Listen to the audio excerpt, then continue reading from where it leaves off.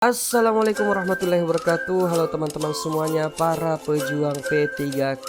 Baiklah, kali ini kita akan melanjutkan kembali menjawab latihan soal P3K dalam bidang kemampuan manajerial dan kemampuan sosial kultural. Nah, buat teman-teman semuanya, sebelum kita mulai jangan lupa untuk like, share, dan follow channel ini. Dan jangan lupa untuk meninggalkan komentar berupa saran atau kritik serta masukan untuk konten-konten selanjutnya. Nah, sekarang kita akan melanjutkan menjawab latihan soal P3K yang tentu saja berasal dari soal tryout yang dari Lembaga Bimbingan Belajar Bintaro Learning Center. Tentu saja untuk file soal ini yang berisi tentang soal, jawaban, dan pembahasan teman-teman akan bisa dapatkan setelah menjawab tryoutnya. Tentu saja untuk tryoutnya teman-teman bisa mengikutinya setelah teman-teman bergabung dalam Lembaga Bimbingan Belajar tersebut. Nah, buat teman-teman semuanya yang ingin bergabung, silahkan mengikuti link yang terdapat di profil saya. Tentu saja dengan link tersebut teman-teman akan mendapatkan promo diskon yang besar. Nah, di sini kita akan melanjutkan untuk menjawab soal nomor 16 ya, karena di video sebelumnya kita sudah menjawab nomor 1 sampai 15. Nah, sekarang kita akan langsung menjawab nomor 16. Sebagai seorang ketua tim, apa yang Anda lakukan agar pekerjaan bisa selesai dengan baik? Untuk pilihannya A, saya mendelegasikan semua tugas kepada anggota yang paling kompeten. B, membagi rata semua tugas sehingga setiap orang merasa adanya keadilan. C, membagi tugas sesuai dengan keahlian dan keterampilan anggota. D, melakukan tugas tersebut sendiri karena saya adalah yang paling bertanggung jawab atas kesuksesan tim.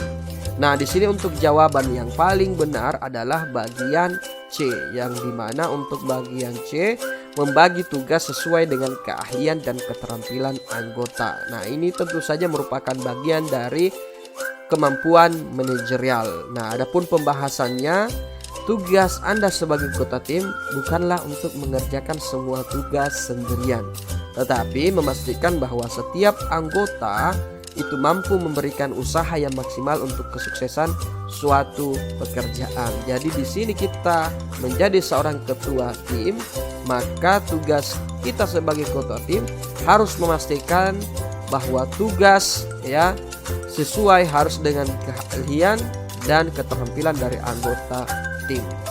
Nah, selanjutnya untuk nomor 17. Anda adalah petugas pendaftaran pasien rumah sakit. Saat Anda sedang melayani calon pasien, terlihat seorang nenek yang sedang pucat berjalan sendiri untuk mendaftarkan dirinya. Apa yang Anda lakukan jika dalam peristiwa ini? A, meminta izin kepada antrian selanjutnya untuk terlebih dahulu melayani nenek ini. B, meminta kepada satpam untuk mengganti nenek tersebut mengantri agar nenek bisa beristirahat. C, tetap melayani seperti biasa sebab calon pasien lain juga sedang mengalami sakit dan sudah lebih dulu mengantri. D, meminta nenek untuk menghubungi anaknya sehingga nenek bisa duduk saja dan tidak mengantri. Nah, tentu saja ini merupakan bagian dari soal kemampuan manajerial pada ujian P3K. Nah, kita sebagai orang yang berada dalam posisi sebagai petugas pendaftaran pasien rumah sakit, maka tentu saja ketika kita melihat seorang calon pasien, apalagi seorang nenek-nenek yang sudah pucat ya, maka tentu saja untuk jawaban yang paling benar adalah kita harus meminta izin kepada antrian selanjutnya untuk terlebih dahulu melayani nenek tersebut. Jadi nenek tersebut kita jadikan sebagai pasien prioritas, apalagi kondisinya sudah tidak membaik atau sudah tidak baik ya. Jadi kita harus di sini sebagai seorang ASN ya, harus memiliki kepekaan terhadap kondisi ya, dan juga komunikasi yang baik agar calon pasien yang sudah mengantri sejak lama tidak marah dan mengerti kondisi dari nenek tersebut. Dan jawabannya adalah bagian A. Selanjutnya nomor 18. Dalam kerja tim, selain target tim tentu saja ada target individu yang harus dikejar. Menurut Anda, bagaimana pencapaian individu dan pencapaian tim? A. Sebaiknya fokus ke target individu, karena ketika target individu tercapai tentu saja target tim juga akan tercapai. B. Hanya berfokus pada target tim karena ini merupakan kerja tim. C. Selalu mengutamakan target tim terlebih dahulu, jika ada waktu barulah mengejar target individu. D. Mencapai target tim kemudian berfokus kepada target individu. Nah, tentu saja di sini untuk jawaban yang paling benar adalah bagian D, yakni mencapai target tim kemudian berfokus ke target individu. Nah, tentu saja adapun pembahasannya di sini untuk jawaban D, bahwa dalam kerja tim Anda harus selalu mengutamakan target kelompok terlebih dahulu. Setelah mencapai target kelompok, barulah kemudian mengejar target individu. Namun, Anda tidak boleh melupakan target individu meski telah mendapatkan target tim. Jadi, ketika kita dalam sebuah kerja tim, ya, kita tentu saja ada yang namanya target tim, ya, dan ada pun target individu. Nah, di sini apa yang kita lakukan, ya, bagaimana pencapaian individu dan pencapaian tim, maka tentu saja kita terlebih dahulu mencapai target tim. Selanjutnya setelah tercapai target tim, maka kita berfokus kepada target individu, ya. Nah, jadi jawaban yang paling benar adalah bagian D. Selanjutnya nomor 19. Apa yang Anda lakukan jika ketua tim Anda meminta Anda untuk menaikkan harga beberapa barang di proposal dengan alasan bahwa hal tersebut sudah biasa dilakukan karena jumlah dana yang disetujui selalu kurang dari jumlah proposal, sehingga harus melakukan hal tersebut agar nilai proposal yang cair bisa menutupi seluruh barang yang tercantum di proposal. Nah, di sini, ya, ketua tim meminta Anda untuk menaikkan atau markup, ya, markup harga barang, ya, di proposal dengan alasan hal tersebut sudah biasa dilakukan, ya. Nah, karena jumlah dana yang disetujui selalu kurang dari jumlah proposal. Nah, tentu saja apa yang harus kita lakukan jika ketua tim meminta kita untuk mengubah atau menaikkan harga tersebut?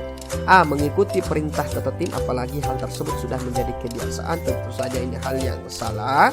Kemudian B. Bersedia mengikuti perintah karena sudah menjadi kewajiban mengikuti perintah atasan. Tentu saja ada benarnya, tapi kalau dalam hal anggaran kita tidak boleh, ya, mengikuti perintah karena itu sesuatu yang salah. C. Memasukkan harga barang yang sesuai dengan harga seharusnya. Tentu saja ini jawaban yang positif dan benar, ya. Kita harus memasukkan barang yang sesuai dengan harga seharusnya karena ini menyangkut soal integritas atau kejujuran. D.